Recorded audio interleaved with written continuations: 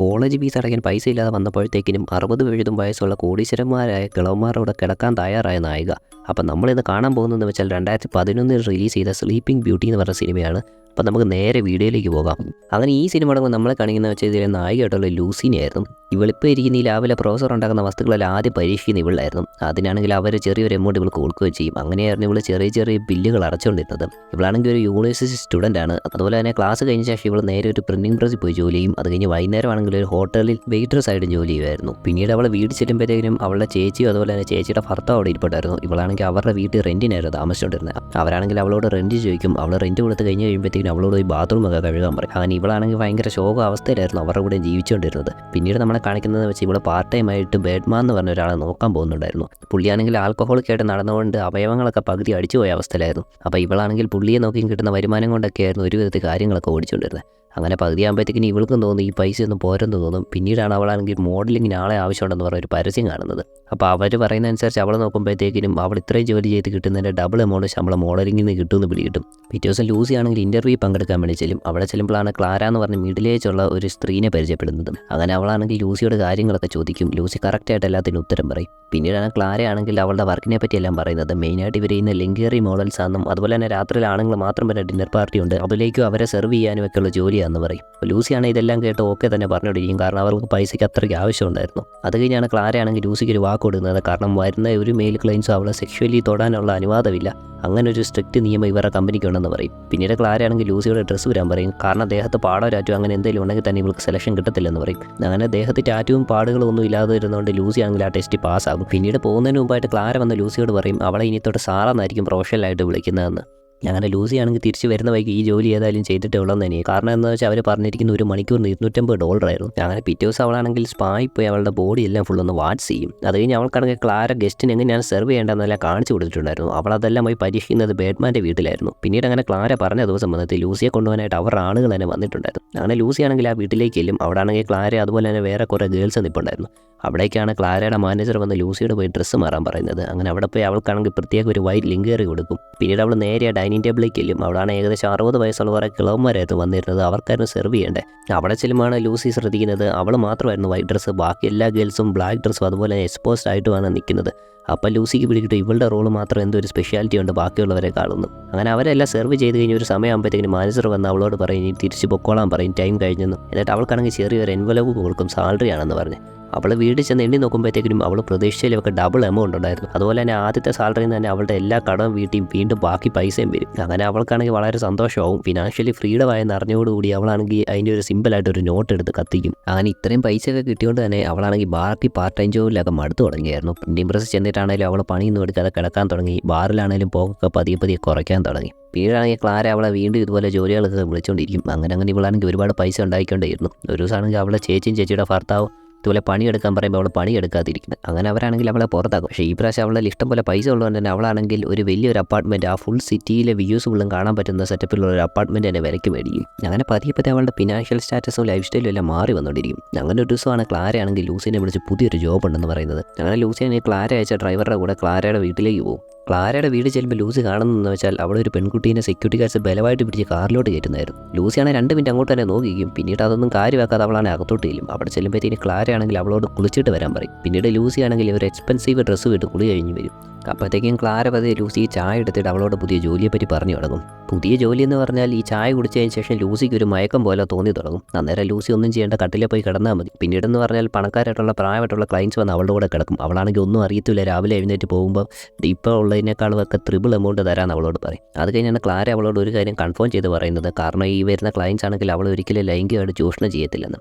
അങ്ങനെ ഇതെല്ലാം കേട്ട ശേഷമാണെങ്കിൽ ലൂസി ആണെങ്കിൽ ഈ ഡീലിനോട് സമ്മതിക്കും. കാരണം അവൾക്കാണെങ്കിൽ ഇപ്പോൾ മനസ്സിൽ ഒറ്റ ചിന്തയുണ്ടായിരുന്നുള്ളൂ, വീണ്ടും പൈസ ഉണ്ടാക്കണം എന്നുള്ളത്. അതായത് ലൂസി ആണെങ്കിൽ പതിയെ ചായ കുടിച്ച് കഴിയുമ്പോഴത്തേക്കും അവൾക്ക് പതിയെ ഉറക്കം വന്ന ശേഷം അവളാണെങ്കിൽ അവിടെ ഒരു എക്സ്പെൻസീവ് കട്ടിൽ പോയി കിടന്ന് നഗ്നയായിട്ട് കിടന്ന് ഉറങ്ങും. ഇതെല്ലാം കഴിഞ്ഞ് ഇച്ചിരി കഴിയുമ്പോഴത്തേക്കും ക്ലാര ആണെങ്കിൽ പുതിയ ക്ലയൻറ്റുമായിട്ട് വരും. ആ ക്ലയൻറ്റ് ആണെങ്കിൽ ഏകദേശം 10-60 വയസ്സുള്ള ഒരു കിളവനായിരുന്നു.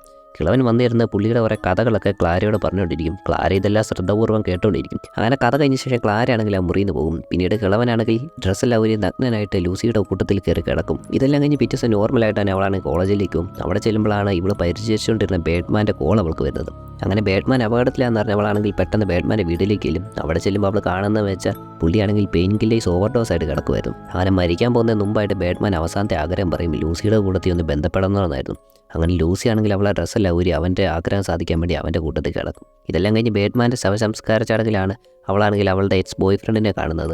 അങ്ങനെ ആ സ്ഥലത്ത് വെച്ച് തന്നെ ലൂസി ആണെങ്കിൽ അവളുടെ എക്സ് ബോയ് ഫ്രണ്ടിനെ പ്രപ്പോസ് ചെയ്യും. എന്നിട്ട് അവളെ കല്യാണം കഴിക്കാൻ ചെയ്യും. പക്ഷേ എക്സ് ബോയ് ഫ്രണ്ടിനാണെങ്കിൽ ഇവളുടെ അത്യാവശ്യം കാര്യങ്ങളൊക്കെ അറിയായിരുന്നു. അതുകൊണ്ട് തന്നെ സ്പോട്ടിൽ തന്നെ അവനാണെങ്കിൽ ആ പ്രപ്പോസൽ റിജക്റ്റ് ചെയ്യും. ഇതെല്ലാം കഴിഞ്ഞാണ് ലൂസി വീണ്ടും അവളുടെ വർക്കിലേക്ക് പോകുന്നത്. പതിയെ അവൾക്കാണെങ്കിൽ ക്ലയൻസ് കൂടി വരുമായിരുന്നു. ഒരുപാട് കളവന്മാർ അവളുടെ അവിടെ കിടക്കാൻ വേണ്ടി വരും. ദിവസങ്ങൾ കഴിഞ്ഞോറും ക്ലയൻസിൻ്റെ സ്വഭാവം മാറി വരാൻ തുടങ്ങി. അവരാണെങ്കിൽ ഇവളോട് ഭയങ്കര വയലൻ്റ് ആയിട്ടൊക്കെ പെരുമാറാൻ തുടങ്ങി. ഒരുത്തനാണെങ്കിൽ അവളെ ചെവിയുടെ പുറകെ സിഗരറ്റ് വെച്ച് പൊള്ളിക്കുകയൊക്കെ ചെയ്തു. പിറ്റേന്ന് കാറിപ്പൊക്കൊണ്ടിരിക്കുമ്പോഴാണ് അവൾക്ക് ചെവിയുടെ പുറകിൽ നിന്ന് വേദന വരുന്നതും അവൾ നോക്കുമ്പോഴത്തേനും പൊള്ളിയത് ശ്രദ്ധിക്കുന്നതും. അവൾക്കാണെങ്കിൽ ഈ പൊള്ളൽ എങ്ങനെ വന്നോന്ന് അറിയുള്ള ഒരു ക്യൂരിയോസിറ്റി ഉണ്ടായിക്കൊണ്ടായിരുന്നു. പിന്നീട് അവളെ ഷോപ്പിലേക്ക് പോയി ഒരു ഹിഡൻ ക്യാമറ മേടിക്കും. ഈ ക്യാമറ എങ്കിൽ അടുത്ത ദിവസം ഞാൻ മുറി വെക്കുകയും അതുപോലെ തന്നെ രാത്രി എന്തൊക്കെയാണ് നടക്കുന്നതെന്ന് കണ്ടുപിടിക്കാമെന്ന് അവൾ മനസ്സിൽ പ്ലാൻ ചെയ്യും. ഇതെല്ലാം കഴിഞ്ഞാണ് അവൾ പ്രിൻറ്റിംഗ് പ്രസ് ചെല്ലുമ്പോഴത്തേക്കും അവളെ ആണെങ്കിൽ ജോലിയിൽ നിന്ന് പിരിച്ചുവിടും. കാരണം ഇവിടെ സ്ഥിരമായിട്ട് വരാത്തതുകൊണ്ട്. പക്ഷേ അവൾക്ക് ഇഷ്ടം പോലെ പൈസ ഇപ്പോൾ ആയതുകൊണ്ട് അവൾക്കാണെങ്കിൽ ഇതൊന്നും വലിയ കാര്യമല്ലായിരുന്നു.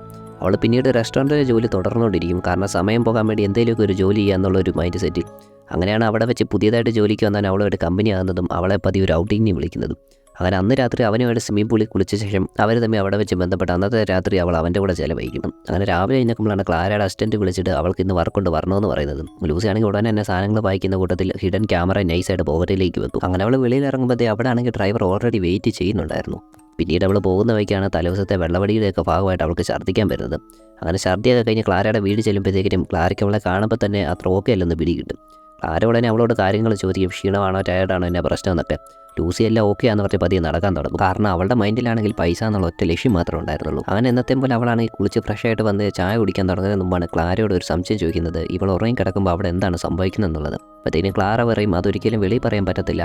കാരണം ലൂസിയുടെ കൂടെ രാത്രി കിടക്കുന്നവരെന്ന് പറഞ്ഞാൽ സൊസൈറ്റിയുടെ തന്നെ ഉന്നത സ്ഥാനത്തുള്ളവരും അതുപോലെ തന്നെ പൊളിറ്റിക്കലി വളരെ ഹോൾഡിംഗ് ഉള്ളവരുമാണ്. അവരെന്ന് കാണിക്കുന്ന കാര്യങ്ങളെല്ലാം അവർ തന്നെ പ്രൈവസിയാണ്. അതങ്ങ് വെളിയിൽ പറഞ്ഞു കഴിഞ്ഞാൽ ചിലപ്പോൾ ഇവർക്ക് മരണം വരെ സംഭവിക്കാമെന്ന് പറയും. അങ്ങനെ ക്ലാരയുടെ വായിന്നൊന്നും വീഴത്തില്ല എന്നുണ്ട് ലൂസി ആണെങ്കിൽ പതിയെ ചായ കുടിക്കാൻ തുടങ്ങും.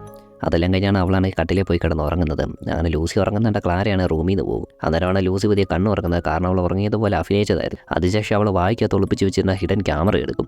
എന്നിട്ടാണെങ്കിൽ അവൾ പുതിയ കട്ടിലിൽ നിന്നൊക്കെ എഴുന്നേക്കാൻ നോക്കും. പക്ഷേ മരുന്നിൻ്റെ എഫക്റ്റാണ് വളരെ കൂടുതലായിരുന്നു. അവൾക്ക് നേരെ നിൽക്കാനൊന്നും പറ്റുന്നില്ലായിരുന്നു. പക്ഷേ അവളാണെങ്കിൽ അവളുടെ ശ്രമം വിടുന്നില്ലായിരുന്നു. പതിയെ ഒരു വിധത്തിൽ നടന്നു ഏന്തി വലിഞ്ഞുവൊക്കെ കറക്റ്റ് ക്യാമറ ഒളിപ്പിക്കാനുള്ള ഒരു സ്പോട്ട് കണ്ടുപിടിക്കും. അവിടെ ക്യാമറ ഒളിപ്പിച്ച് വെച്ച ശേഷമാണെങ്കിൽ അവൾ വീണ്ടും കഷ്ടപ്പെട്ട് ഒരു വിധത്തിൽ വന്ന് തിരിച്ച് വന്ന് കിടക്കും. അങ്ങനെ ഇതെല്ലാം കഴിഞ്ഞ് ക്ലാരയാണെങ്കിൽ പുതിയ ക്ലയൻറ്റുമായിട്ട് വരും. ഇതെന്ന് പറഞ്ഞാൽ ശരിക്കും പുതിയ ക്ലയൻ്റ് അല്ലായിരുന്നു. ലൂസിയുടെ തന്നെ ഏറ്റവും ആദ്യത്തെ ക്ലയൻ്റ് ആയിരുന്നു. അങ്ങനെ ഇപ്പോൾ വരുന്ന കിളവൻ തന്നെ ക്ലാരയോട് അന്ന് ലൂസിക്ക് കൊടുത്ത് അതേ ചായ തന്നെ ഇവനും ഉറങ്ങാൻ വേണ്ടി കൊടുക്കണമെന്ന് പറഞ്ഞായിരുന്നു കൊണ്ടുവരുന്നത്. അങ്ങനെ കിളവൻ പറഞ്ഞ പോലെ തന്നെ ക്ലാരയാണെങ്കിൽ ഡോസ് കൂട്ടി തന്നെ പുള്ളിക്ക് കൊടുക്കും. പിന്നീട് ചായയൊക്കെ കുടിച്ച് കഴിഞ്ഞ് കിളവനാണെങ്കിൽ ലൂസിയുടെ കൂട്ടത്തിൽ കിടക്കും. പിറ്റേ ദിവസം അപ്പോൾ ക്ലാരയാണെങ്കിൽ നോർമലായിട്ട് ആ റൂമിലേക്ക് വരും. പതിയെ അവളാണെങ്കിൽ ആ കിളവൻ്റെ അടുത്തേക്ക് എന്ന് പുള്ളിയുടെ പൾസ് നോക്കും. അപ്പോൾ അവൾ പ്രതീക്ഷിച്ച പോലെ തന്നെ പുള്ളി മരിച്ചിട്ടുണ്ടായിരുന്നു. പക്ഷേ ക്ലാരയ്ക്കാണെങ്കിൽ ഇതൊക്കെ കണ്ടിട്ട് ഒരു സർപ്രൈസോ പേടിയോ ഒന്നുമില്ലായിരുന്നു. അവളാണെങ്കിൽ നോർമൽ പോലെ തന്നെ ബെഡിൽ വന്നിരിക്കും.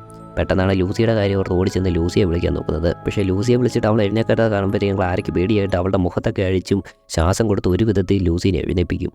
എഴുന്നേറ്റ് വരുന്ന ലൂസി കാണുന്ന വെച്ചാൽ തൊട്ടടുത്ത് പണക്കാരനായിട്ട് അവളെ കിളവൻ മരിച്ചു കിടക്കുന്നതാണ്. അങ്ങനെ ആ കിളവൻ്റെ മരണത്തിന് ഇവൾ ഉത്തരവാദിയാണെന്നോർത്ത് കുറ്റബോധം കാരണം ഇവളിരുന്ന് കരഞ്ഞുകൊണ്ടിരിക്കും. അത് കഴിഞ്ഞ് നമ്മളെ പിന്നീട് കാണിക്കുന്ന ലൂസി അവിടെ വെച്ച ഹിഡൻ ക്യാമറയിലെ വീഡിയോ ആയിരുന്നു. ആ വീഡിയോയിലുള്ളതെന്ന് വെച്ചാൽ കിളവൻ അവളെ ഒന്നും ചെയ്യാതെ നോർമലായിട്ട് അവളുടെ അടുത്ത് തന്നെ കിടക്കുന്നതായിരുന്നു. ഈ സിനിമ നമ്മളെ കാണിക്കുന്നതെന്ന് വെച്ചാൽ മരിക്കുമ്പോൾ പോലും മനുഷ്യൻ്റെ സെക്ഷ്വൽ ഫാൻറ്റസി മാറുന്നില്ല എന്നുള്ളതായിരുന്നു. കാരണം ഇവളുടെ കൂടെ കിടന്ന അത്രയും ക്ലയൻസിന് ഒരിക്കലും ഇവളുമായിട്ട് ബന്ധപ്പെടാൻ സാധിക്കുന്നില്ലായിരുന്നു അവരുടെ കോൺട്രാക്റ്റ് പ്രകാരം. എന്നിട്ട് പോലും അവരാണെങ്കിൽ അവരുടേതായിട്ടുള്ള രീതിയിൽ അവരുടെ ഫാൻറ്റസി നിറവേറ്റിക്കൊണ്ടേയിരുന്നു. അങ്ങനെ വീഡിയോ കണ്ട ലൂസിക്കും മനസ്സിലാവും ആരും ഇതുവരെ അവളോട് അങ്ങനെ ബന്ധപ്പെട്ടിട്ടില്ലെന്ന്. ഒരുപക്ഷേ ഇനി ബന്ധപ്പെട്ടിരുന്നാൽ പോലും ഇവളാണെങ്കിൽ ഒന്നും മിണ്ടത്തില്ലായിരുന്നു. കാരണം എന്താ വെച്ചാൽ ഇവളുടെ മനസ്സ് ഫുള്ള് പൈസ എന്നുള്ള ഒറ്റ ചിന്തയിലേക്ക് പോയായിരുന്നു.